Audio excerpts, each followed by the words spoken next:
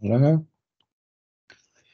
Et on va commencer par notre petite prière, en élevant nos pensées vers Dieu, notre Père, et vers tous ces bons esprits qu'il nous envoie, qui sont là pour nous aider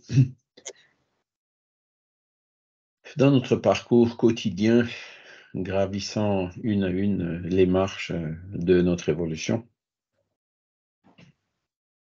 Et pour les remercier de cette occasion que nous avons aujourd'hui d'être ensemble, de pouvoir étudier. En ce moment, nous sommes dans les lois morales, donc c'est des aspects fondamentaux des lois de la nature, en sachant que et par la connaissance de ces lois de la nature et puis par notre effort pour nous mettre en adéquation et en harmonie avec elles, que nous évoluons le plus vite vers le bonheur. Donc que nous puissions bien comprendre pour pouvoir en profiter un maximum et aussi que ces leçons et ces cours puissent être bénéfiques pour les esprits qui pourraient être parmi nous ce matin. Voilà. Bonjour Antoine. Donc, on est déjà le 10 septembre. 10 septembre, là où je vous ai mis le programme. Donc, on a vu la loi du progrès la semaine dernière. Aujourd'hui, on va voir la loi de société. L'être humain, c'est un animal social. Il n'est pas fait pour vivre tout seul. Tout seul, il aurait beaucoup de mal à évoluer. Donc, on a besoin effectivement de cette vie en commun les uns avec les autres, pour que ceux qui savent enseignent à ceux qui ne savent pas encore. On est en fait tous dépendants un peu les uns des autres. On l'a vu, on le voit, même si on ne s'en rend pas toujours compte tous les jours. On l'a vu peut-être de façon un peu plus flagrante pendant la pandémie, combien on était dépendant de toutes ces personnes qui travaillaient quand même à l'hôpital, qui se mettaient à risque d'être contaminés, de tous ceux qui ramassaient les ordures, ceux qui faisaient tourner les centrales électriques pour qu'on puisse avoir de l'électricité, de l'eau. Voilà, on est vraiment tous dépendants. Et donc cette loi de société, elle est fondamentale, avec différentes structures, comme on le verra, comme la famille, où c'est un peu la petite cellule où on apprend, c'est l'apprentissage de la vie de société, pour ensuite élargir de façon plus large cette vie à toute l'humanité. Voilà. Donc, on va y aller. Alors, loi de société. Là. Donc, la nécessité de la vie sociale. Pourquoi la vie en société favorise le progrès de l'être humain, j'en ai déjà un peu parlé. Justifier pourquoi les liens de famille constituent une loi de nature. Famille, c'est donc la cellule de base de la société. Et ensuite, on va rentrer un peu plus dans le détail, la mission des parents au sein de la famille. Les parents, notamment, c'est l'éducation des enfants, on se réincarne, on est tous passés par là. Alors, le cas idéal, c'est bien sûr quand les parents s'occupent de leurs enfants qui sont complètement dépendants pour la nourriture, pour la toilette, etc., pendant plusieurs années. Et aussi pour l'éducation, pour apprendre les bonnes manières, pour suivre l'exemple de leurs parents, etc. C'est le cas idéal. Évidemment, ça ne se passe pas toujours comme ça, mais bon, ça c'est lié encore à notre imperfection humaine. Voilà. Et donc, la loi, alors je vous rappelle que, vous voyez le cours, là vous avez, attendez, je vais vous remettre le programme, on verra mieux. Donc, on est dans les lois morales, et donc il y en a 10 en tout, on en avait vu une ou deux, la loi de liberté, me semble-t-il, l'année dernière, et donc là, on voit les suivantes, donc loi du progrès, loi de société, loi du travail, loi de destruction, loi de conservation, loi d'égalité, loi de reproduction, loi de justice, d'amour et de charité. Voilà, ça, ce sont celles qui nous restent à voir encore cette année.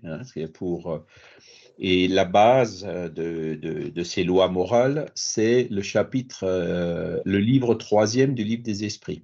hein, qui s'appelle les lois morales, et où vous avez donc au début, voilà pourquoi il propose de les découper en 10, hein, on pourrait les faire en 5 ou en 12 ou en 15, ça c'est, hein, mais voilà, pour couvrir un peu l'ensemble de ce qu'on appelle ces lois morales, qui sont aussi des lois naturelles, hein, ou des lois divines, hein, c'est un peu des synonymes tout ça. Loi naturelle et loi divine, on peut l'utiliser comme synonyme puisque c'est Dieu qui a créé la nature, hein, donc voilà.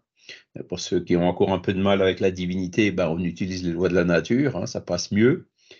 Et puis, ben, quand on regarde au fond du fond, ben, c'est les lois de la nature, c'est le référentiel entre le bien et le mal. Et donc, quand on parle du bien et du mal, on parle des lois morales. D'accord? Voilà. Donc, on va revenir à la loi de société. Et donc, dans le livre 3e du livre des esprits, dans le chapitre qui parle de cette loi de société, donc il y a la question 768, où les esprits répondent l'homme doit progresser. Hein, c'est ce qu'on a vu la semaine dernière. Le but de notre incarnation, c'est d'évoluer. C'est la loi du progrès, hein, qui est fondamentale. Seul, il ne le peut pas parce qu'il n'a pas toutes les facultés. Et ça, c'est, je dirais, la palissade ou presque. Hein. On est toujours, chaque jour, en train d'apprendre quelque chose de quelqu'un d'autre. Hein. Même en étant adulte, en enfant surtout, hein, mais à l'état adulte, ben, tous les jours, on apprend quelque chose. Hein. Il lui faut le contact des autres hommes, des autres humains. Hein. Dans l'isolement, il s'abrutit et s'étiole. Voilà. Donc, l'ermite dans le désert, hein, ou dans la forêt, voilà, alors il pourra avoir des livres et des choses comme ça pour apprendre, pour être autodidacte, etc. Il pourra quand même avancer un peu, mais c'est clair que cet ermite dans le désert, il avancera moins vite que s'il était en contact avec d'autres frères en humanité. Hein. On avait dit aussi la semaine dernière que on progresse en quoi? En intelligence, hein, on avait vu les deux aspects. On progresse en intelligence et en moralité ou en bonté. Hein. On avait vu le quotient intellectuel et le quotient émotionnel et le quotient spirituel. D'accord? Et donc, si vous voulez évoluer, par exemple, développer votre patience, comment est-ce que vous pouvez la développer sans qu'il y ait quelqu'un qui, comment dire, vienne vous donner des pics, vienne un peu provoquer votre patience. Hein. C'est que dans des situations comme ça que vous vous rendez compte si vraiment vous l'avez déjà développé suffisamment ou pas. Or, l'ermite dans le désert, il n'y aura personne à côté de lui, hein, pour provoquer sa patience. Donc, c'est typiquement la patience, c'est quelque chose qu'on arrive difficilement à travailler tout seul. Hein. Voilà. Et ensuite, bon, ben, voilà, il y a tout le système au niveau de la science, les universités, etc. Voilà, si l'école, hein, comment est-ce qu'on pourrait apprendre sans école? Encore une fois, on peut être autodidacte, hein, mais même l'autodidacte, c'est parce qu'il y a des gens qui ont écrit des livres qu'on peut lire, parce qu'on peut de temps en temps poser quand même des questions, etc. Donc, on a toujours besoin les uns des autres. Et comme je vous l'ai dit tout à l'heure, même pour la vie de tous les jours, hein, ben, on a besoin de ceux qui font tourner les centrales électriques pour avoir de l'électricité, de ceux qui s'occupent de l'eau pour qu'on ait de l'eau, de ceux qui s'occupent du nettoyage ou du ramassage des ordures, de ceux qui s'occupent de nous quand on est malade à l'hôpital, etc., de ceux qui cultivent, de ceux qui nous préparent à manger. Quand vous faites la liste, hein, vous verrez le nombre impressionnant, hein, de personnes, en fait, qui en fait travaillent et dont on profite, quoi, qui travaillent pour nous. Alors, il continue en disant, toujours dans la question 768, le commentaire de Kardec qui dit « Nul homme n'a des facultés complètes. Par l'union sociale, ils se complètent les uns par les autres pour assurer leur bien-être et progresser. C'est pourquoi, ayant besoin les uns des autres, ils sont faits pour vivre en société et non isolés. » Voilà, donc c'est un petit peu le développement ou l'explication de ce qu'on a vu tout à l'heure. Même au sein de la famille, hein, ben vous aurez un des membres qui sera plutôt, qui s'occupera plutôt de certaines choses, les autres membres s'occuperont plutôt d'autres choses. Les enfants, quand ils grandissent, eh ben, ils auront peut-être des facultés que les parents n'ont pas, il va pouvoir les aider. Je ne sais pas, moi, prendre un exemple, hein, l'enfant qui dépanne l'ordinateur des parents, hein, enfin, voilà. Même au sein de la famille, hein, on peut constater cela. D'accord? Alors, on arrive à la question 774. Les liens sociaux sont nécessaires au progrès et les liens de famille resserrent les liens sociaux. Voilà pourquoi les liens de famille sont une loi de nature. Dieu a voulu que les hommes apprissent à s'aimer comme des frères. Donc là, on arrive à cette constatation fondamentale, hein, que la famille, donc c'est une petite cellule, hein, de la société. C'est déjà une petite société en soi, hein, dans laquelle les liens de famille, on a, encore une fois, quand ça se passe bien, hein, c'est pas toujours le cas. Il y a des familles où certains des membres ne s'entendent pas pour le mieux, hein, mais dans la famille entre guillemets idéale, voilà, il y a deux êtres qui s'unissent, qui s'occupent de leurs parents qui sont âgés, il y a la loi de reproduction aussi, les enfants qui viennent, donc cette union qui est nécessaire à l'éducation des enfants, à subvenir à leurs besoins, etc. Et donc, la famille, elle existe pour nous apprendre, hein, à s'aimer comme des frères, c'est ce qu'il dit, hein. Dans la famille, on est au sens propre des frères et sœurs, hein, mais l'étape d'après, c'est que en humanité, on est aussi tous frères, d'accord, hein, on est tous fils du même Père, du même Créateur qui est Dieu, d'accord. Donc, ce développement qui se fait en famille, parfois il y a des familles qui sont assez fermées, hein, qui sont très très unies au sein de la famille et puis ensuite qui mettent des barrières vis-à-vis du reste de la société, hein. Ça peut être une phase qui est nécessaire pendant un certain temps justement pour cet apprentissage de l'amour les uns des autres, mais tôt ou tard, ces barrières tombent et puis voilà, la solidarité se fait de façon beaucoup plus large envers toute l'humanité. Regardez ce qui s'est passé au Maroc, là, c'était quand il y a 2 jours, hein. Bon, voilà, il y a plein de choses qui se mettent en place, des circuits de solidarité, des équipes cynophiles qui voyagent.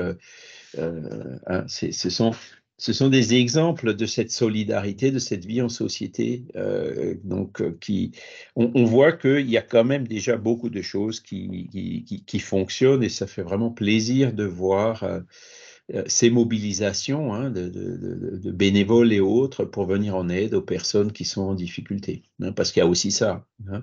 Il y a des catastrophes naturelles, il y a des tremblements de terre, il y a des inondations, il y a des incendies, voilà, hein, et donc qui nous demande cette solidarité.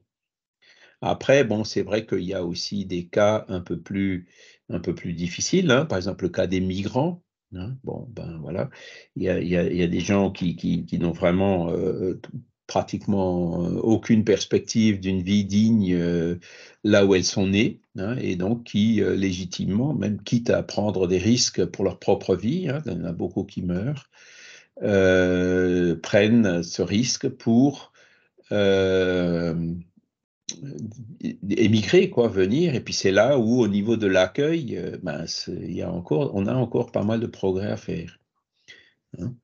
Surtout que, comme je vous disais déjà la dernière fois, ces migrants, alors que ce soit des Syriens ou des Afghans ou même des Soudanais ou autres, moi je le vois comme un exercice, hein, et donc pour l'instant, du moins en Europe, on se débrouille pas très bien. Ailleurs dans le monde, pas forcément non plus, parce que on risque d'avoir, avec le réchauffement climatique, bientôt des mouvements migratoires beaucoup, beaucoup, beaucoup plus importants, hein. Si la température monte vraiment de 4 degrés d'ici à la fin du siècle, ce sera plus 2 ou 3 000 morts qu'on aura le jour quand il y aura des canicules, ce sera 200 ou 300 000 morts. Et puis là, du coup, c'est pas quelques milliers ou quelques dizaines de milliers de migrants qui vont vouloir venir et bouger, venir vers des régions plus fraîches. Ce sont 2 milliards de personnes qui vont être obligées de bouger parce que elles ne pourront plus survivre là où elles sont à cause de la température trop élevée. Hein. Donc, voilà. Alors, c'est sûr, quand on dit 2 milliards de personnes qui vont venir, oulala, c'est pas possible. Mais quand on voit que la Terre, il y a 8 milliards de personnes, 6 milliards de personnes, chaque fois qu'il y a 6 personnes, en accueillir 2, c'est quand même quelque chose qui est du domaine du faisable, on est bien d'accord. Hein. Quand il y en a pour 6, il y en a pour 8. Hein. Donc, c'est uniquement une question de volonté, une question de charité, une question de comprendre hein, cette loi sociale. Et c'est là où on se rendra compte que ces 2 qui sont venus, ils vont apporter beaucoup aux 6 autres. Hein. Et au début, ça va peut-être, ils vont être obligés de se serrer les coudes, ils vont être obligés de partager un peu plus, etc. Hein. Mais certainement, bah, ces 6, les 2 qui viendront, ils auront d'autres possibilités, d'autres ressources hein, qui permettront d'aider hein, de rentrer dans cette solidarité, dans cette loi par la loi de société, hein, pour pouvoir aider les 6 autres. Voilà.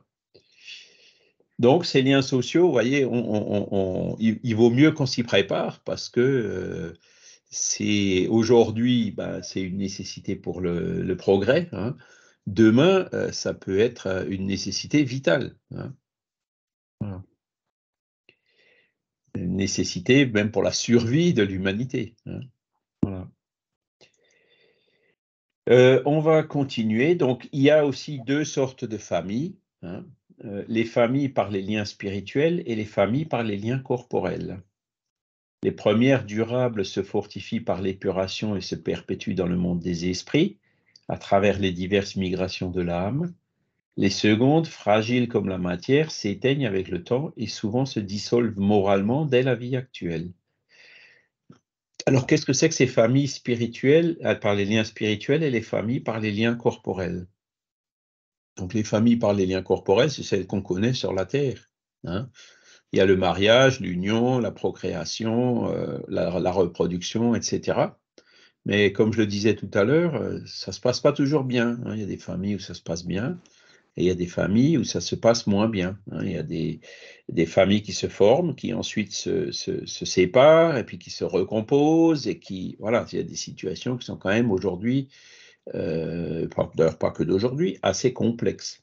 Et c'est ça qu'il nous dit, hein, parce que les familles par les liens corporels, si l'attraction qui unit les membres d'une famille, ce sont des attractions au niveau physique ou alors d'intérêt matériel, hein, eh ben, le physique, ben, les corps vieillissent, le matériel, voilà, des fois il y en a, des fois il n'y en a pas. Ben, quand ceux qui faisaient le point d'attraction au sein de la famille disparaît, eh ben, la famille se dissout. Et c'est pour ça que dans ces unions, entre guillemets, d'opportunités, comme je dirais, hein, ben, le jour où l'opportunité disparaît, souvent, ben, la famille, elle se dissout, c'est ce qu'il nous dit. D'accord? Et c'est ce qu'on voit aujourd'hui de plus en plus. Hein. Je sais pas, enfin bon, quand je vois autour de moi tous mes collègues, ceux qui, comment dire, qui se sont mariés il y a 30 ou 40 ans pour ce qui me concerne, et qui sont toujours, comment dire, dans le même couple, ben, c'est relativement rare. Hein. Je dirais, c'est largement moins de la moitié. Hein. La plupart de mes collègues se sont séparés et se sont remariés, etc. Hein. C'est un peu la réalité d'aujourd'hui. Et bon, alors c'est quelque chose que l'on constate. Du temps de mes parents, c'était quand même moins fréquent, mais il faut savoir aussi qu'il y avait des raisons à ça, parce que aujourd'hui, ben, l'éducation c'est pour tous, le travail c'est pour tous, donc chacun est un peu plus indépendant. Hein. Alors que à l'époque, il y a quand même, ben, comment dire, les femmes qui ne travaillaient pas étaient quand même largement dépendantes de leur mari. Et donc, il y a ce genre de facteurs qui expliquaient pourquoi les séparations étaient plus rares que ce qu'on peut voir aujourd'hui. Hein. Alors, je dis pas que c'est mal, au contraire, c'est bien d'avoir l'indépendance. Mais d'un autre côté, pour un oui ou pour un non, dire on se sépare, on se met avec quelqu'un d'autre, et puis quelques temps après, hop, on se sépare de nouveau, on se remet. Bon, je connais des familles recomposées, ben pour les enfants, par exemple, c'est pas simple. Ça se passe, des fois, ça se passe bien, c'est toujours pareil. Mais souvent, les enfants, ils pâtissent un peu quand même de ce genre de situation, hein. Donc, je dirais avant de prendre ce genre de décision, qui encore une fois, c'est la liberté de chacun, hein, c'est une décision tout à fait légitime qu'on ne condamne pas, mais il faut bien réfléchir, avoir toutes les conséquences, notamment au niveau des enfants, quoi. Et par contre, vous avez les familles par les liens spirituels. Donc, qu'est-ce que c'est que les familles par les liens spirituels? Eh bien, nous, on est des esprits incarnés, hein, et les familles, dans le monde des esprits, hein, les esprits, eux, ils se rassemblent par affinité. Alors, ce qu'on appelle affinité, là, c'est vraiment des liens spirituels qui les unissent. Ce n'est pas des liens matériels, hein, qui sont fugaces comme la matière. Ce sont des liens spirituels qui sont beaucoup, beaucoup plus durables, hein. Ce sont vraiment, et on peut le voir sur la Terre, des gens avec qui on s'entend bien, avec qui on a vraiment beaucoup d'affinités, des gens qui nous comprennent, qui nous écoutent, qui sont là quand on en a besoin, et nous-mêmes, on est là quand les autres en ont besoin, etc. Donc là, ces liens spirituels, vous pouvez sentir que ce sont des liens qui sont beaucoup, beaucoup plus forts et beaucoup plus durables que des liens qui ne sont basés que sur des causes matérielles. D'accord? Et donc, les familles spirituelles, comme il le dit, hein, se perpétuent dans le monde des esprits à travers les diverses migrations de l'âme. C'est-à-dire que ces esprits qui sont en affinité, ben, ils peuvent être ensemble dans une famille sur la Terre. Ils s'attireront naturellement par la loi d'affinité quand ils seront dans le monde des esprits, hein, et ils feront ensemble des programmes et des plans pour venir se réincarner de nouveau ensemble. Donc là, vous voyez, c'est des liens qui durent pas que sur une vie, mais qui peuvent durer très très longtemps. Fabrice? Oui, en fait, tu viens de répondre à ma question, Charles. Je voulais juste dire que bien souvent, les familles spirituelles se retrouvent quand même dans le monde corporel, justement Absolument. pour comment dirais-je, progresser parfois ensemble ou même réparer les erreurs qu'elles ont pu commettre dans d'autres vies antérieures, quoi, hein, quand Oui. il peut y avoir des sentiments de haine qui naissent entre des esprits, bon, bah, on leur laisse justement la possibilité de se réconcilier à travers différentes incarnations, quoi. Donc elles se suivent à la fois dans le monde spirituel et puis dans le monde corporel. C'est Donc ça, ouais. tu as répondu un petit peu. Et donc, c'est là comme tu viens de le dire, hein, donc quand vraiment l'union elle est basée sur une affinité, eh ben, c'est les familles où ça se passe bien. D'accord? Mais tu as dit aussi que souvent, on se réincarne dans une même famille pour réparer des torts qu'on a pu commettre les uns envers les autres dans des vies passées. Et là, clairement, hein, c'est l'assassiné qui se réunit avec son assassin, ça peut être des situations difficiles, d'accord? Et là, ben, des fois, ça se passe bien, hein, quand le pardon s'installe et tout. Des fois, ça se passe moins bien quand ce pardon est plus compliqué. Par exemple, bon, ça peut être entre conjoints, ça peut être aussi entre parents et enfants, hein. Vous avez des enfants rebelles, hein, personne ne comprend pourquoi ils sont rebelles, hein, mais ce sont des situations qui existent. Et donc, c'est parce que voilà, l'un a commis des torts envers l'autre. Et même le fait d'être réunis dans une famille, même le fait d'avoir cet instinct paternel, cet instinct maternel, donc de s'occuper de l'enfant, cette candeur de l'enfant, cette innocence, entre guillemets, hein, qui finit par... qui dure un certain temps, mais pas longtemps. À l'adolescence, on se rend déjà compte que ça change, hein.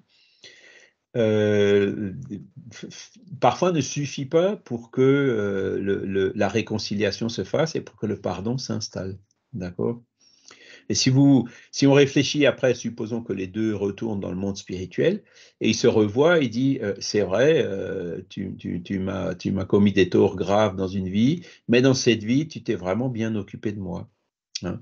Et ce genre de situation, forcément, ça favorise la réconciliation, ça favorise le pardon. C'est déjà une partie de la réparation. Vous voyez? Donc la famille sert effectivement aussi à cela. Voilà. Et même si après, bon, on ne sera pas forcément, comment dire, il n'y aura pas forcément de liens spirituels qui dureront beaucoup plus longtemps entre ces personnes qui finissent par se réconcilier. Ou pas. Ou alors, justement, d'ennemis peuvent devenir amis et avoir vraiment, comment dire, une affinité spirituelle. Ça, c'est le cas idéal, quoi. Et ce qu'il faut savoir, c'est que c'est ce vers quoi on tend, plus on évolue, plus on sera en affinité avec de plus en plus d'esprits, hein, puisque quelque part, plus on évolue vers le bien, plus, comment dire, on se confond dans la perfection, hein, qui est unique, hein, qui va toujours dans le même sens. Et même quand on voit, on peut prendre l'exemple de Jésus, hein, qui était venu sur la terre, donc lui était largement au-dessus du niveau moyen d'évolution à l'époque, hein, où moi-même et certainement d'autres parmi nous, on était quand même encore des sauvages. Hein. Il est venu, il nous a aimés, il nous a pardonné, voilà. Donc là, les esprits supérieurs, ils comprennent, hein, ils ont la compassion. Il y a bien sûr cette grosse différence au niveau d'évolution, mais ils viennent quand même pour nous tirer vers le haut, pour nous aider à faire comprendre, pour nous aider à avancer vers eux, en fait, c'est ça, pour nous servir d'exemple, etc. Hein. Et là, on voit encore une fois le besoin de cette vie en société, hein, le besoin d'avoir des guides, des modèles et des exemples, hein, pour nous montrer le cap vers où il faut qu'on dirige nos efforts, notre volonté pour avancer. Je ne t'imagine pas en mode sauvage, hein, Charles. Ah C'est difficile. moi je peux te dire que à l'époque des arènes romaines, je sais de quel côté de l'arène j'étais. Hein. J'étais pas au milieu en train de me faire bouffer par des lions, en train de me faire cramer. J'étais plutôt à l'extérieur en train hein. Ça, je peux te le garantir. Hein, tu vois. C'est vrai. Hein. Et encore un peu avant, c'était avec les lances à tuer le mammouth. Hein. Donc voilà. Mais on est tous passés par là. Hein. Qu'est-ce que tu veux que je te Oui. dise? On a tous été simples et ignorants et voilà, on avance, on avance, on avance, chacun à son rythme, hein, comme on dit. Et la loi de société, vous voyez, nous ici, Secours, on est une petite société aussi. Hein. C'est les remarques des uns qui aident les autres, etc. Hein. Ça fait partie de cette loi de société. Hein. Voilà. Et ensuite, donc, il y a un message de saint Augustin qui nous dit « Ô spirit, comprenez aujourd'hui le grand rôle de l'humanité. Comprenez que quand vous produisez un corps, l'âme qui s'y incarne vient de l'espace pour progresser. Sachez vos devoirs et mettez tout votre amour à rapprocher cette âme de Dieu. C'est la mission qui vous est confiée et dont vous recevrez la récompense si vous l'accomplissez fidèlement. Vos soins, l'éducation que vous lui donnerez, aideront à son perfectionnement et à son bien-être futur. » Donc voilà, c'est le saint Augustin qui a donné ce message en 1862 à Paris, et vous le trouverez dans l'Évangile selon le spiritisme, chapitre 14, item 9, qui parle justement de cette loi de société. Et là on voit le rôle des parents, hein, le rôle de l'éducation. Alors on a eu une conférence, je ne sais pas si vous avez peut-être vu, vendredi dernier, hein, toujours dans... ça fait maintenant plus d'1 an et demi, presque 2 ans, hein, qu'on avait lancé un programme qui s'appelle SOS Famille, hein, parce que on a une personne que je connais, donc Claudia Verdine, qui est, comment dire, c'est un peu son domaine de travail, hein, de travailler pour les enfants et la famille dans le mouvement Spirit. Et donc, ça fait 2 ans qu'elle fait régulièrement, une fois par mois, des conférences pour nous, et sur différents thèmes. Hein. Donc, on avait tout un programme pour cette année. Et donc, la dernière conférence, c'était vendredi, hein, 20h30. Donc, c'était médiation des conflits à la maison. Voilà. Et c'était très intéressant, très, très didactique, très, très simple, ouvert, mais pratique aussi. Hein. qui a été donné par Marcus de Mario. Donc, c'est des conférenciers brésiliens, mais je traduis autant les diapositives. Et donc, si vous les avez loupés, vous pouvez retrouver dans les vidéos qui sont sur les chaînes YouTube de la Fédération Spirit française et du mouvement Spirit francophone. Hein. Donc, il doit y avoir une petite quinzaine de conférences déjà, uniquement sur ce thème de la famille, quoi, et notamment de l'éducation. Et dans ces expositions, il y a toutes les explications du comment et du pourquoi de l'éducation des enfants. Hein. Les enfants, quand ils sont jeunes, Kardec, il parlait ou même Rivail, hein, déjà, il parlait de la cire molle qui... Tiens, c'est bizarre, je vois Fabrice qui se connecte 2 fois, c'est normal? Ah oui, Je ne comprends pas ce qui se passe. Ça fait 2 fois que je suis déconnecté comme ça, sans prévenir, de Teams. Je ne sais bon. pas. Je n'ai pas d'explication. Ça se déconnecte et il faut que je me reconnecte à nouveau. Je ne sais pas pourquoi. Ben là, on te voit 2 fois, en fait, là. Tu vois l'écran? 2 fois. Alors oui, effectivement, 2 fois, oui. Alors je Il y sais en a un même pas qui est comment supprimer gelé, mais l'autre, l'autre moi. voilà, qui bouge. Là, je bouge, oui, mais l'autre moi, je ne sais pas comment le supprimer. Je Viens vais voir. rien faire. Je ne sais pas si moi je peux le supprimer. Alors, ajuster, mettre en Essaye, évidence. Je ne sais essaye. pas faire. Alors, par contre, si je ne veux pas me tromper, hein, parce que, alors, attends, ça doit être celui avec le micro coupé. Est-ce que je peux faire quelque chose? Supprimer de la réunion. Je vais supprimer l'autre. Hein. J'espère que ça ne va pas poser d'autres problèmes. Voilà. Non, c'est bon, Ouais, vraiment. c'est toujours là. Ouais, c'est impeccable. Oui, bon, bah, ça fait partie de ces trucs de l'informatique. Ouais. Donc, Rivail, hein, j'ai retrouvé un discours qu'il avait fait en 1825, donc il avait 21 ans, hein, il venait de sortir de l'école de Pestalozzi. Et Pestalozzi, en fait, il avait bien vu aussi ce problème, hein, de cette question de l'éducation des enfants. C'est dans cette période de l'enfance que Rivail il disait, c'est comme la cire molle, hein, qui garde toutes les impressions. Une autre éponge qu'on donne aussi, c'est les enfants quand ils sont petits, c'est comme une éponge. Hein, ils absorbent beaucoup mieux les enseignements, l'éducation, les exemples aussi qui leur sont présentés. Et donc, c'est une période qui est extrêmement favorable, hein, pour l'apprentissage. Si vous, chacun de vous, enfin en tout cas si moi je reviens en arrière et que j'essaye de me rappeler de l'éducation que m'ont donnée mes parents, hein, moi je suis vraiment très heureux d'avoir eu les parents que j'ai eus, hein, même s'ils étaient d'un niveau socio-culturel relativement modeste, ils se sont quand même très bien occupés de moi, mais je me souviens encore aujourd'hui, il y a certains fondements que mon père m'avait transmis quand j'étais enfant qui me servent encore. Hein. Hein, et puis même mon grand-père, hein, qui nous éduquait aussi, c'est pas que les parents directs, quoi. Hein, les exemples qu'il nous a donnés, qu'il m'avait donnés et tout, c'est des choses qui sont restées profondément ancrées en moi-même, quoi. Et donc, c'est là où on se dit, bon, tout à l'heure, on disait, les parents travaillent, le père travaille, la mère travaille, ben, beaucoup d'enfants se retrouvent un peu seuls. Alors ça, c'est une chose. Et puis Claudia Verdine, vendredi, elle nous disait, bon, enfin, son mari est décédé le mois dernier, quoi, donc elle était en deuil. Et puis, pour essayer de passer un peu, elle est allée en Grèce. Vous savez, ces fameux hôtels en Grèce, au bord de mer et tout. Et puis, en fait, ça l'a stressée plus qu'autre chose. Pourquoi? Parce qu'elle voyait, par exemple, ben, au restaurant, au petit déjeuner ou même sur la plage, hein, les enfants qui étaient là, qui essayaient d'attirer l'attention des parents et les parents, hein, qui étaient bloqués sur leur smartphone. Hein, et il y a des moments où elle voyait même l'enfant qui se levait, qui commençait à marcher, à tourner en rond dans le restaurant et tout, qui recherchait justement l'attention des parents, et puis ben, l'attention des parents qui était captée par autre chose, quoi. Elle disait, ben, c'est vraiment des situations difficiles et graves, quoi, parce que là, forcément, il y a des lacunes. Hein, il va y avoir des lacunes. Hein, l'enfant il va en garder, entre guillemets, ben, peut-être pas des séquelles, mais une mauvaise impression, hein, si on peut dire comme ça.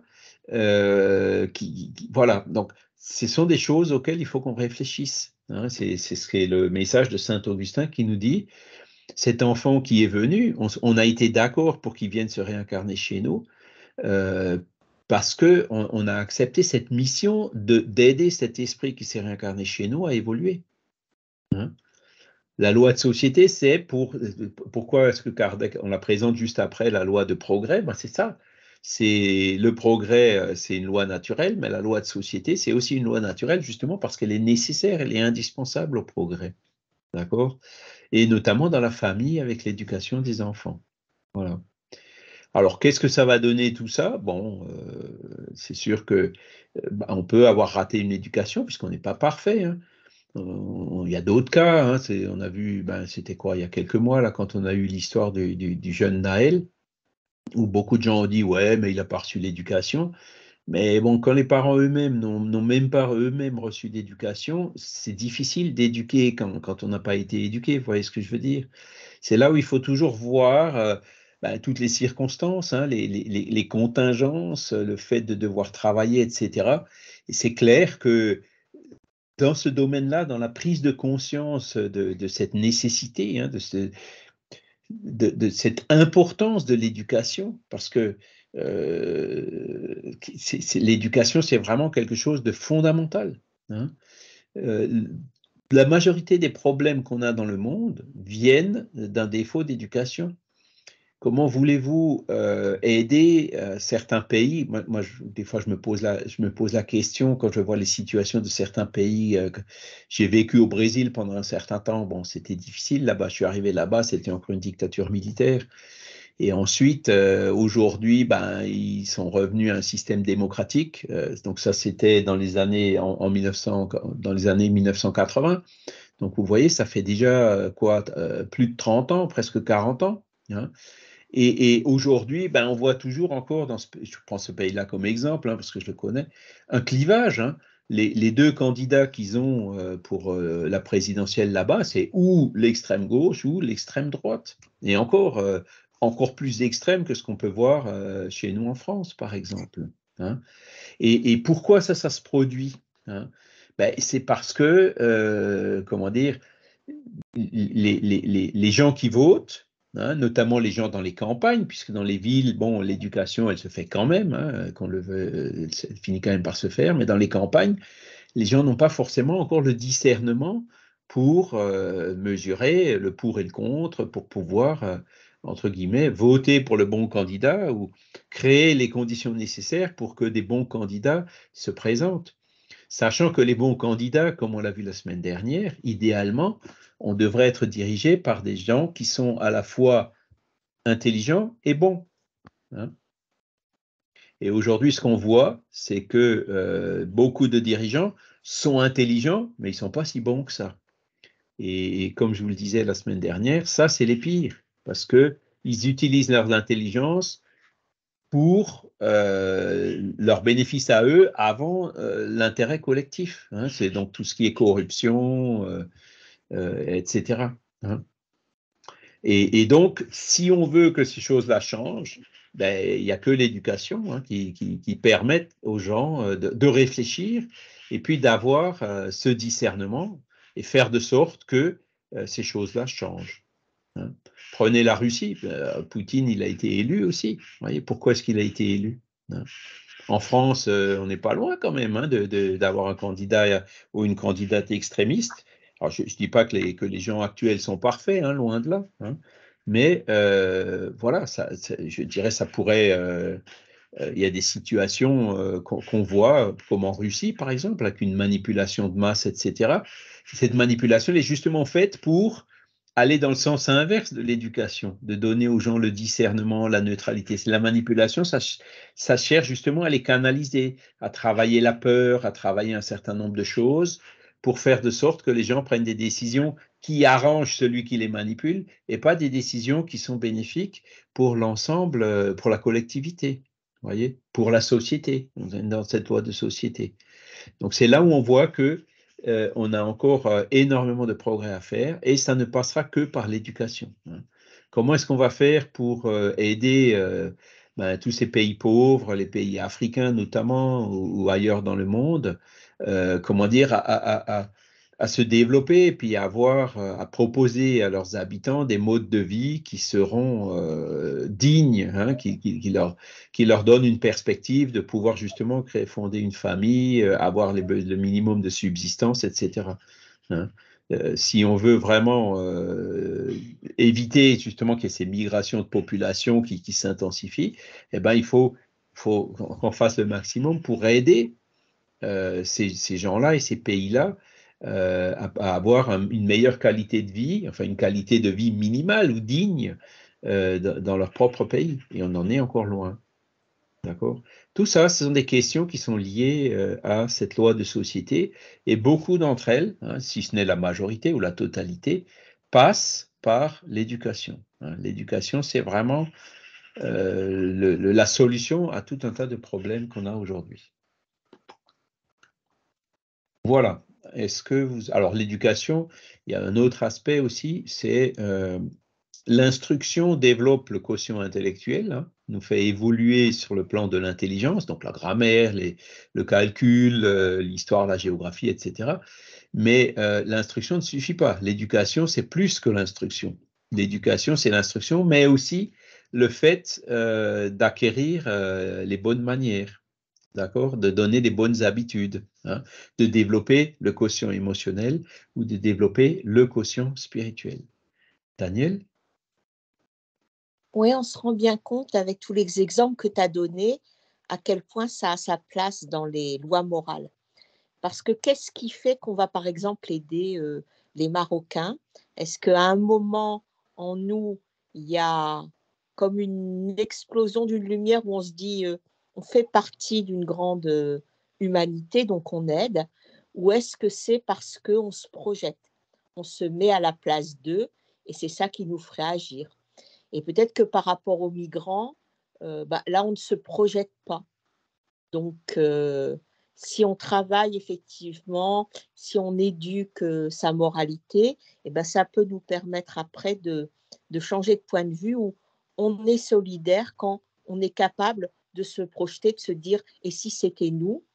et pas d'être solidaire parce que l'autre est un esprit comme nous et on se doit solidarité. J'ai regardé un documentaire de Mélissa Turio qui s'appelle Premier de corvée, pas de cordée, mais de corvée, où elle décrit la vie d'un migrant. Et là, il y a une éducation ou un message qu'elle nous transmet en mettant un visage, une histoire et en allant au-delà des idées reçues. C'est un peu pareil dans les divorces. Ne pas divorcer, par exemple, dans les années 50 ou 60 parce qu'on n'a pas les moyens, ou divorcer plus facilement en 2023 parce qu'on a les moyens. Il y a aussi là tout un travail moral à faire. Qu'est-ce qui fait qu'on essaie de bouger les choses? Qu'est-ce qui fait qu'on se rétracte parce qu'on a peur? Donc, on se rend bien compte à quel point cette loi de société a sa place dans les lois morales parce que ça nous renvoie toujours à où on en est de notre éthique personnelle. Et c'est vrai qu'on peut vraiment la mesurer quand on est face à l'autre. Moi, je me dis toujours que quand je suis seule, j'ai toujours l'impression d'avoir super progressé quand je prie, quand je pense à Dieu. Mais quand je suis en contact avec l'autre et que l'autre fait des choses qui mettent en moi un bouleversement émotionnel, bien on voit que ça, des fois, ça ne tient pas la route. Donc, c'est vraiment par ce travail de raison, d'éducation, qu'on peut se transformer durablement. Et cette espèce d'argile dont tu parlais, malléable, elle est aussi valable pour nos qualités morales qu'on travaille. Est-ce que c'est encore très malléable et au moindre coup d'eau, effectivement, ça se liquéfie? Ou est-ce qu'on arrive, au fil du travail sur nous, à en faire une statue solide sur laquelle on peut s'appuyer, quoi? Oui, alors, il y a beaucoup de choses dans ce que tu as dit qui sont effectivement très importantes, hein. Donc, le fait de se projeter quand on aide, hein, c'est faites aux autres ce que vous voudriez que les autres fassent pour vous, hein. On revient à cette loi fondamentale, hein, qui est que Jésus nous a enseigné, hein. Qu'est-ce qu'il y a comme meilleur critère?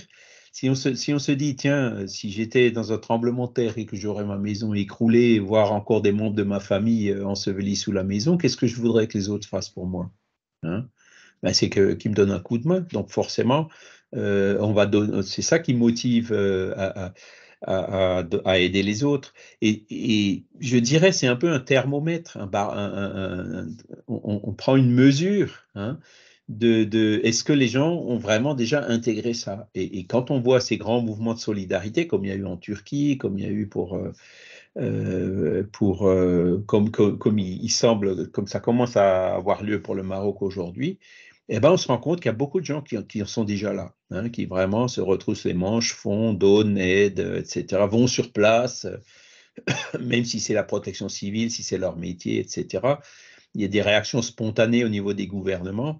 Et si les gouvernements ont ces réactions spontanées, c'est parce que la population le demande. Et si la population le demande, ben c'est très bon signe. Ça veut dire, hein, c'est pour ça que ces choses qui arrivent, qui sont parfois malheureuses et tristes, avec beaucoup de... On le verra dans la loi de destruction, hein, un peu plus loin, qui viendra dans quelques semaines.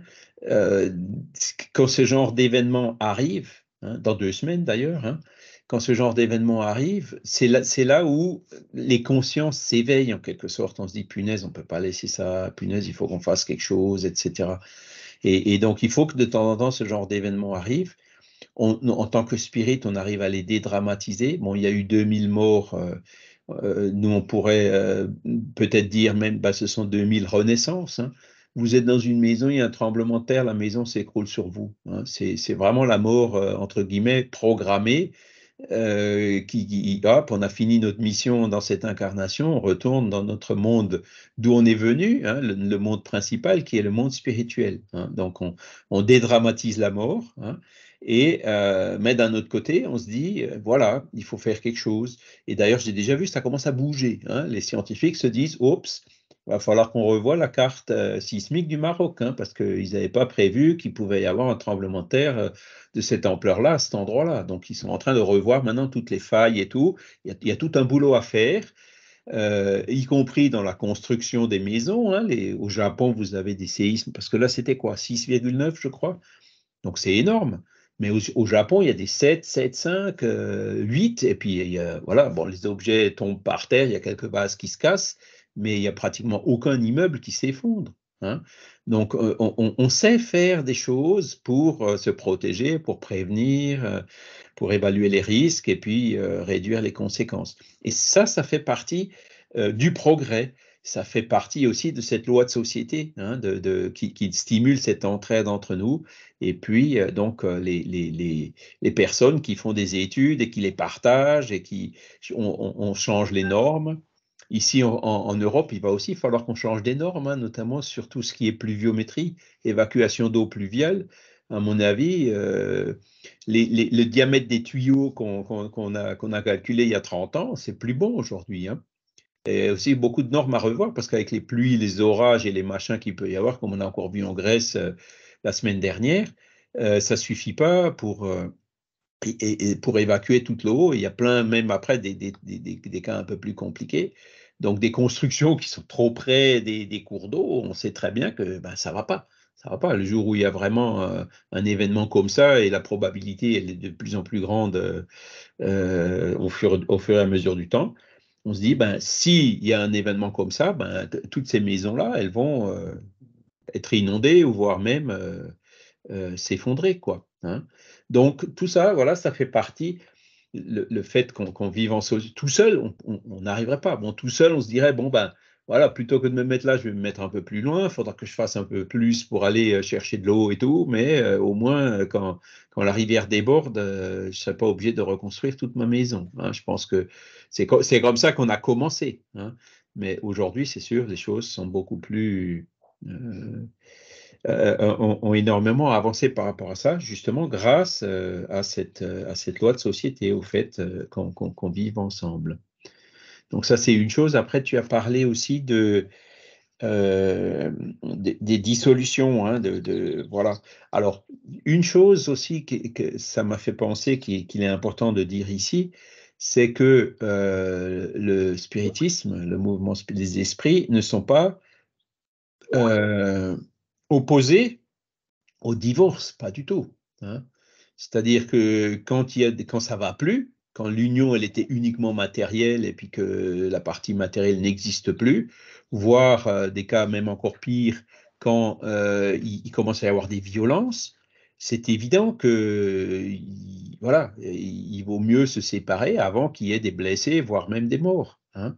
Donc, à partir du moment où, comment dire, il y a plus d'union, ben, il faut que la famille puisse quand même se dissoudre. Voilà, le spiritisme n'est pas contre le divorce, hein, pas du tout. Hein. Voilà, donc ça c'était un autre aspect qu'il fallait que je dise. Et sinon, ben, c'est vrai que pour le reste de tes commentaires, ben, c'est vrai, hein, c'est cette grande solidarité, c'est vraiment le point fondamental sur lequel il faut qu'on travaille. Il y a le désintéressement, l'altruisme, et qu'est-ce qu'il y a derrière tout ça? Il y a l'égoïsme. Hein. L'orgueil et l'égoïsme, ce sont les deux monstres qui nous empêchent d'avancer. Hein. L'égoïsme, c'est moi d'abord, les autres, je m'en fiche, quoi. Alors que dans la société, non, si on veut vraiment vivre en société, c'est pas comme ça qu'on y arrivera. Hein. C'est l'abnégation, hein, c'est à faire passer l'intérêt collectif avant notre intérêt personnel. Et le jour où on arrivera à ça, ben, vous verrez que la plupart des conflits disparaîtront. Hein, la plupart des mésententes disparaîtront. Voilà. Même si on est tous différents, qu'on n'est pas d'accord sur tout. Hein. C'est ce que disait justement le conférencier vendredi. Hein. Il disait que ben, des conflits au sein de la famille, on aura. Hein, même si, voilà, parce qu'on n'est pas toujours d'accord sur tout. Hein. Au début, ben, c'est tout le monde il est beau, tout le monde il est gentil. Au fur et à mesure, ben, on se rend compte que voilà, ben, il y a des différences de vues, des différences d'opinion. C'est là où il faut, ben, comme l'éducation de mon père, hein, en disant, ben, il faut mettre un peu d'eau dans son vin, il faut savoir. Il a donné l'exemple de l'eau de la paix. Vous connaissez l'eau de la paix? Enfin, il dit d'abord que avant de dire quelque chose, il faut d'abord réfléchir aux conséquences que peuvent avoir ce qu'on dit. Hein. Et il y a des situations dans lesquelles il faut qu'on prenne l'eau de la paix. Hein, c'est-à-dire, vous prenez de l'eau, vous prenez, vous remplissez un verre et vous mettez l'eau dans la bouche et surtout vous ne l'avalez pas, vous la gardez dans la bouche. Voilà, ça c'est l'eau de la paix. Et donc, là, vous ne pouvez pas répondre parce que si vous répondez, il y a l'eau sort. Hein. Et donc, il y a des moments comme ça où il vaut mieux se taire. Hein. Quand on a été agressé ou quand on n'a pas été écouté ou quand une personne insiste sur quelque chose sur lequel on n'est pas d'accord. Voilà. Et ce sont ces petites, ça c'est une des petites choses qu'il a conseillé justement pour pouvoir aider à résoudre, à amenuiser les conséquences des conflits qui peuvent exister qui existent d'ailleurs au sein de toute famille. Hein.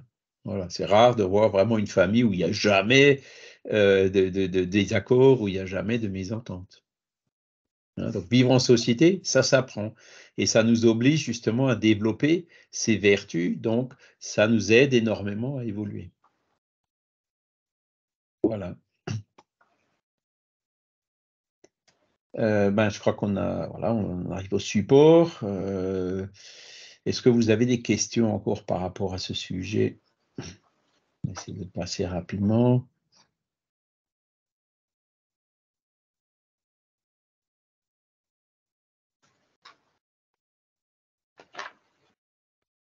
Après, ouais, il y a aussi ça. Hein, donc, oui, c'est vrai, Daniel, tu as aussi parlé de ça, en disant de temps en temps, il faut être seul. Prenez l'exemple de Jésus, il est aussi allé dans le désert hein, pendant 30 jours pour méditer. Hein, voilà. Donc, et il y a aussi des gens qui ne se marient pas, qui ne fondent pas de famille. Hein. Alors, ils ne le font pas par égoïsme, ils le font justement pour pouvoir mieux, comme ils le disent ici, hein, fuir les plaisirs, les commodités du monde pour secourir les nécessiteux. Hein, j'ai aussi des photos là devant. Vous la connaissez peut-être, hein, Sœur Emmanuelle, les chiffonniers du Caire. Enfin, il y a plein d'exemples de personnes qui ont consacré leur vie à un idéal. Hein. Donc, mais bon, alors ils ont renoncé à la famille, mais ensuite, elle était dans ces communautés de pauvres d'Égypte, tout comme Thérèse, elle était à Calcutta, tout comme Albert Schweitzer, il était à Lambaréné, c'est ça? et ainsi de suite. Hein. Donc, même Léon Denis, hein, il ne s'est pas marié. Pourquoi? Ben voilà, Kardec était marié avec Amélie, hein, mais bon, parce qu'ils étaient deux pour faire un boulot, quoi. Hein. Alors que Léon Denis, lui, s'est pas marié, ben, c'est certainement ce qui l'a aidé à faire tout ce qu'il a fait. Hein. Divaldo Franco n'était pas marié. Chico Xavier n'était pas marié non plus. On peut citer plein d'exemples.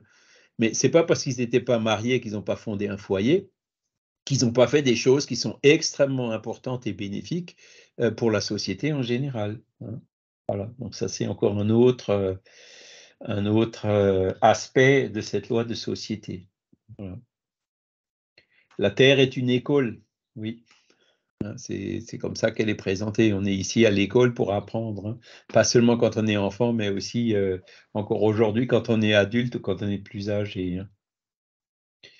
Alors, on a vu à la loi de liberté que ben il y a des règles qu'il faut qu'on suive, hein, donc ça nous donne une certaine discipline, apprendre le respect, etc. Hein, tout ça, c'est des qualités qu'on développe justement en société, hein, y compris l'acquisition des valeurs morales. Hein, voilà. C'est comme ça qu'on progresse dans cette école. Voilà, chez l'humain, il y a autre chose que les besoins physiques, il y a la nécessité du progrès. Hein, mais ça, on l'a un peu vu dans le cours précédent avec la loi du progrès. Puis la famille, ben, c'est une institution divine dont le but principal consiste à resserrer les liens sociaux, occasionnant un meilleur moyen pour apprendre à nous aimer comme des frères. Donc la famille, c'est vraiment là où on apprend à vivre en société. D'accord? C'est la petite cellule élémentaire. Voilà. Le relâchement des liens de famille est antinaturel et est une recrudescence d'égoïsme. Alors là, ils sont un peu durs, hein. Mais on trouve effectivement, alors 11, dans la question 775 du livre des esprits, hein, parce que la famille, elle existe, vous voyez, partout dans le monde, dans tous les pays. Hein. Alors c'est vrai qu'il y en a qui en sont encore comment ça s'appelle, à la polygamie, ce genre de choses, hein, mais on voit que c'est de plus en plus discuté, rejeté, condamné, etc. Hein. Et donc, quelle que soit la culture, hein, cette constante de la famille, elle est présente. Hein. Même quand on remonte dans le temps, les hommes préhistoriques, même certains animaux, hein, les canards, les manchots, se réunissent déjà en famille. Hein. Et donc, on voit bien que c'est dans les lois de la nature et le fait de relâcher complètement les liens de famille, comme on l'a un petit peu senti indirectement ces dernières décennies, hein, on ne peut pas nier que derrière ça, ah ben non, moi j'ai pas envie de m'embêter, j'ai pas envie de me discipliner, j'ai pas envie de ci, j'ai pas envie de ça, je préfère aller où je veux, quand je veux, etc. C'est clair qu'il y a de ça, hein, il y a une recrudescence d'égoïsme qui est derrière ces relâchements de liens de famille. Hein. D'accord? Voilà, qu'est-ce qu'on peut encore dire? Ouais, ben voilà. Habituellement, mais pas toujours, hein, c'est nous-mêmes qui planifions la formation de la famille. Hein, on se met d'accord avant de se réincarner dans une famille. Les parents sont d'accord quand les esprits se réincarnent comme enfants, etc. Hein. C'est ce qu'on avait vu dans les cours sur la réincarnation, hein, où on programme notre retour sur la Terre. Donc, soit entre âmes avec une affinité pour réaliser une mission, hein, on a parlé de Kardec de Kardec et Amélie pour la mission qu'ils ont réalisée, soit c'est pour essayer de se réconcilier, pour essayer de racheter des erreurs qu'on a pu faire, ou ça se passera selon les individus, plus ou moins bien. Hein. Voilà. Et les vrais liens de famille, c'est les liens d'esprit à esprit, quoi. Les liens du sang sont pas aussi solides que les liens entre esprits. Voilà. Qu'est-ce qu'on peut encore dire? Il nous reste encore 1 minute.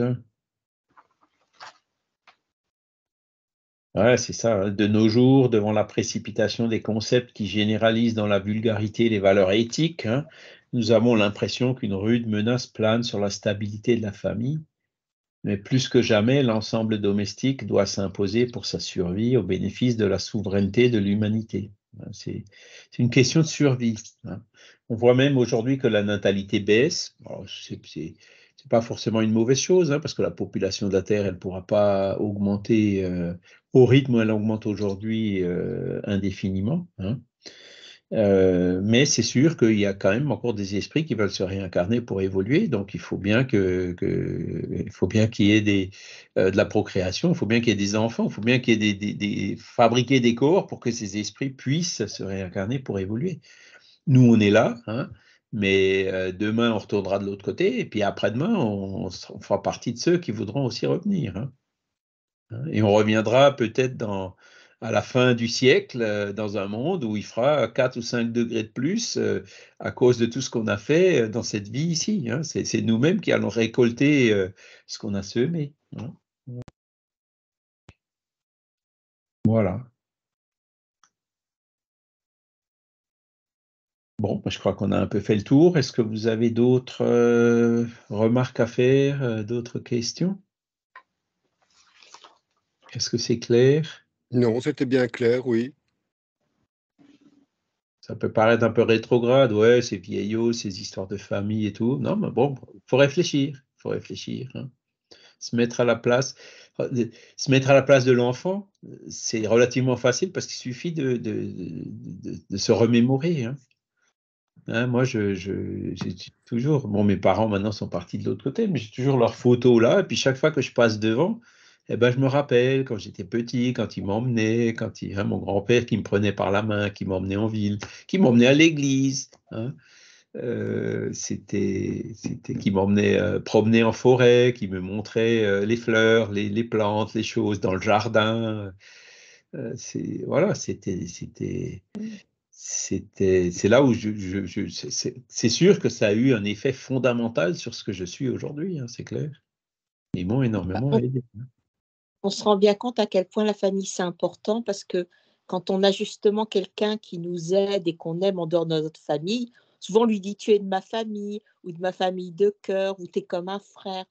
Donc on a ce réflexe spontané de vouloir l'intégrer dans la cellule familiale. Donc ça veut dire que c'est puissant la cellule familiale. C'est comment dire, la famille spirituelle qui est même plus forte que la famille consanguine, quoi.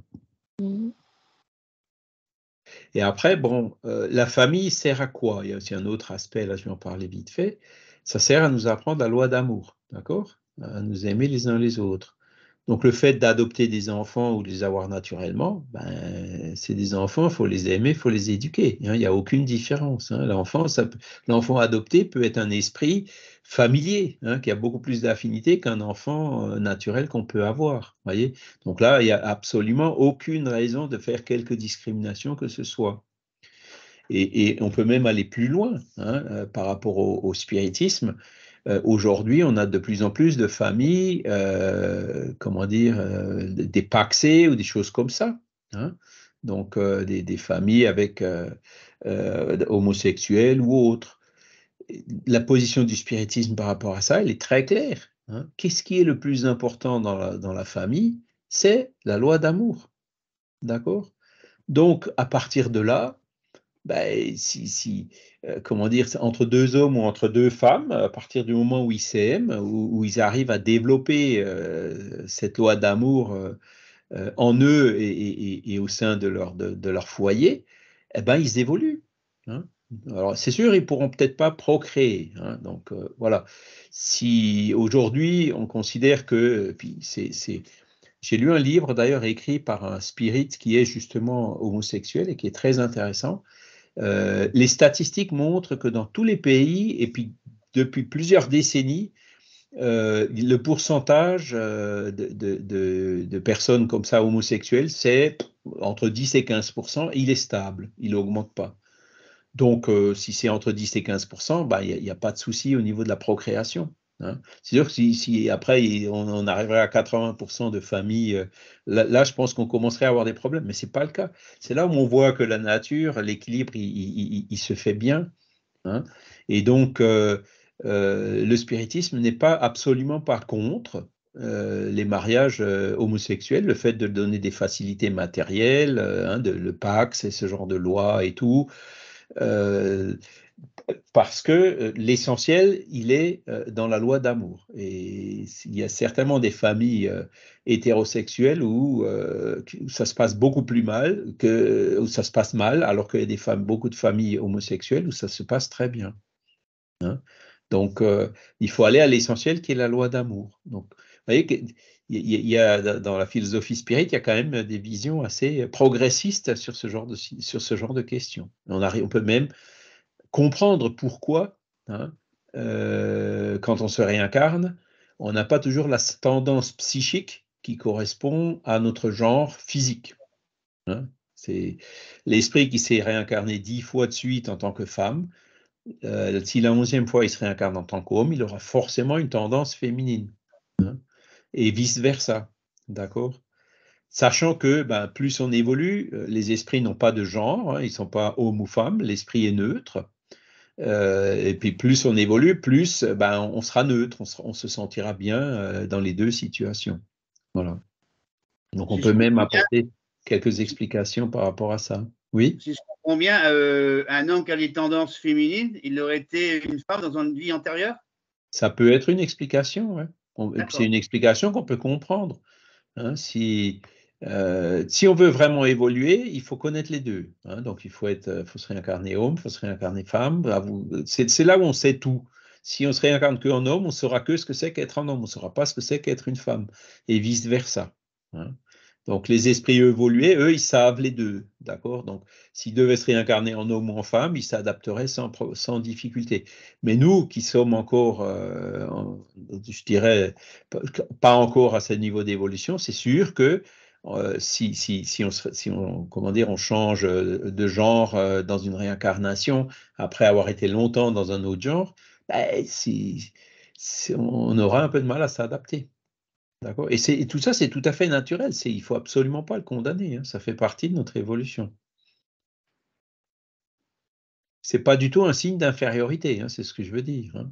Il vaut mieux, comment dire, un homme avec une tendance féminine, mais qui a le cœur sur la main, qu'un homme avec une tendance masculine très prononcée qui est égoïste. Voilà. L'essentiel n'est pas là. L'essentiel, c'est de lutter contre l'égoïsme et l'orgueil. Voilà.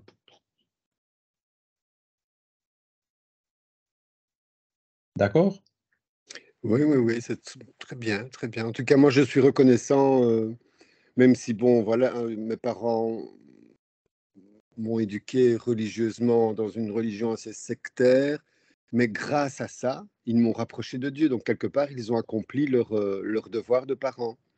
Grâce à eux, j'ai toujours été proche de Dieu. Même si mon frère, contrairement à moi, lui, il a développé une haine envers les témoins de Jéhovah, moi, pas du tout.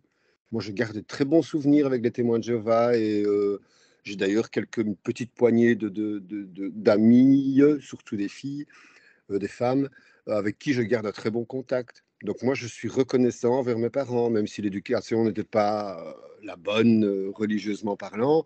Grâce à ça, j'ai toujours été proche de Dieu. Je n'ai aucune difficulté à me rapprocher du monde spirituel. Ouais, c'est ça. Voilà. Mon grand-père, il m'emmenait à l'église. Hein. Bah oui, c'est ce que tu as dit, ouais, Et puis pareil. après, quand il était plus grand, on y allait tout seul parce que ça lui faisait plaisir qu'on y aille. Ouais.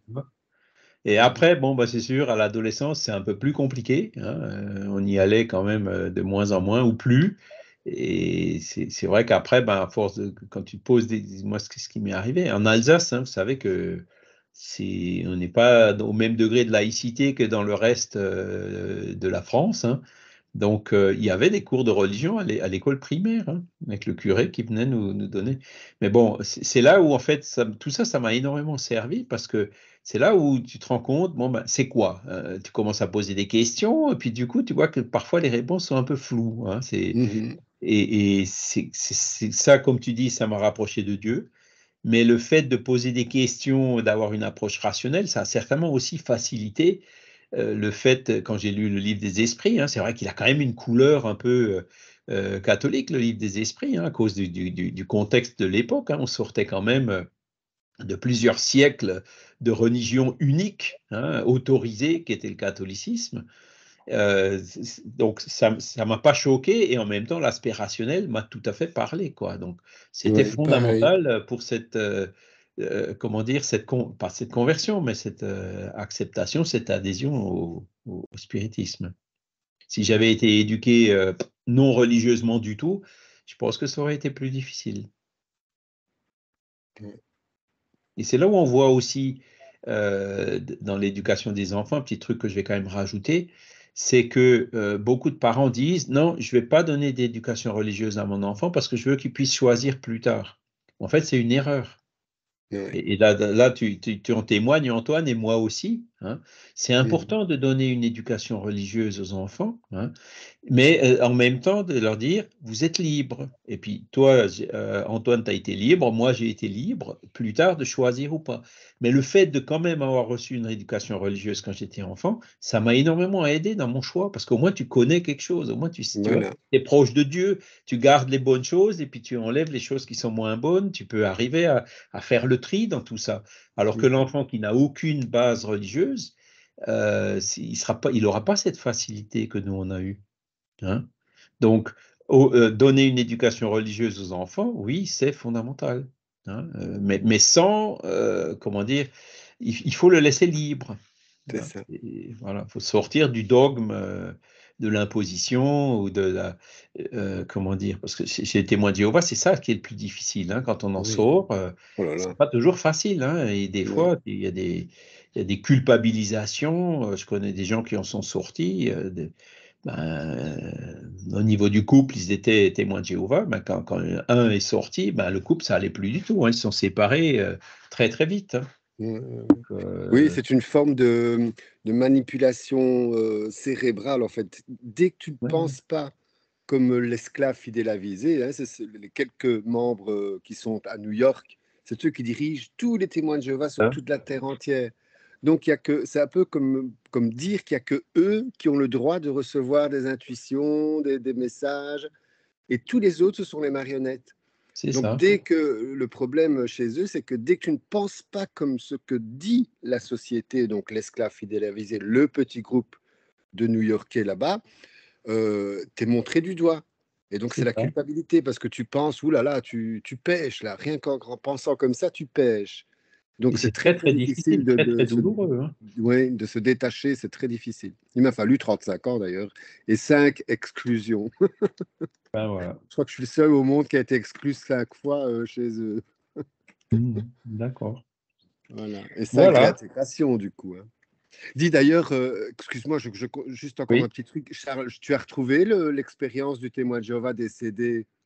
Oui, oui, oui, je vous l'ai promis. Je vais le mettre, je vais le sortir tout de suite. Je vais le mettre sur le groupe. Super, Hein. magnifique. Voilà. Merci. Voilà. Voilà. Écoutez, merci à tous. On va remercier encore une fois les bons esprits qui étaient là avec nous aujourd'hui pour tous ces échanges, toutes ces réflexions, et en espérant qu'elles puissent nous servir justement pour travailler, pour avancer, pour que on puisse mieux vivre en société et en famille. Hein. Et en espérant que les esprits qui étaient avec nous ont aussi pu bénéficier de ces lectures et de ces échanges. Voilà. Merci infiniment à tous. Excellent dimanche, excellente semaine. Et puis, je vous dis à dimanche prochain. Ok. Bon dimanche. À Bon dimanche dimanche à prochain. tous. Bon dimanche. Au revoir. Au revoir et Salut, bonne salut. semaine à tous.